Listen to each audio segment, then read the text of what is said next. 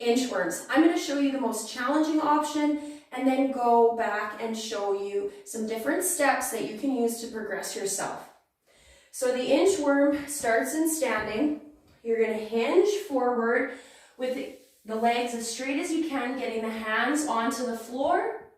You're going to walk your hands away from your feet until you come into a plank position, and then shooting your hips back up as you walk your hands back to your feet.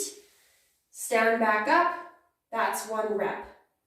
If you know getting onto the floor is not an option, I'm going to get you to try a inchworm, but you're going to move your feet away from your hands.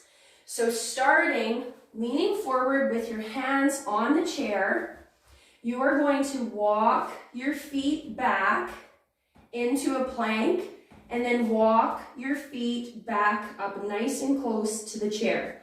So stepping back, seeing if you can maintain a straight position of your body. You might pause for a moment in that plank and then walking your feet back towards your hands. Now, if that looked too easy, give this option a try. You're going to crouch down towards the floor, place your hands on the floor, and then you're going to walk yourself out into a kneeling plank. Walk your hands back towards your knees, shoot your hips back up, and then come back through that crouched position and come up.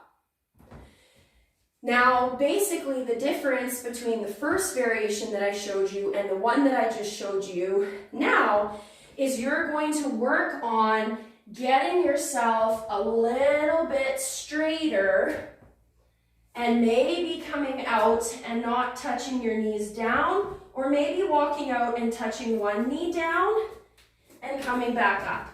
So let's look at that option.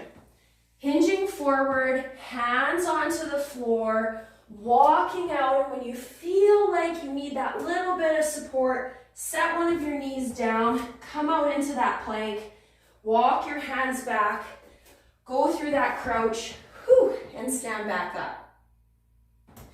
This is meant to be a strength, whole body exercise, but you definitely will feel it in through your core.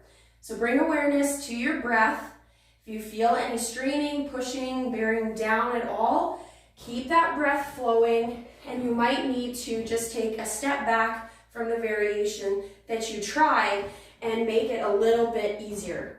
So you can come here, like I said, down onto knees, pause into that plank, coming back up, and finding something in between this and the option that I just showed.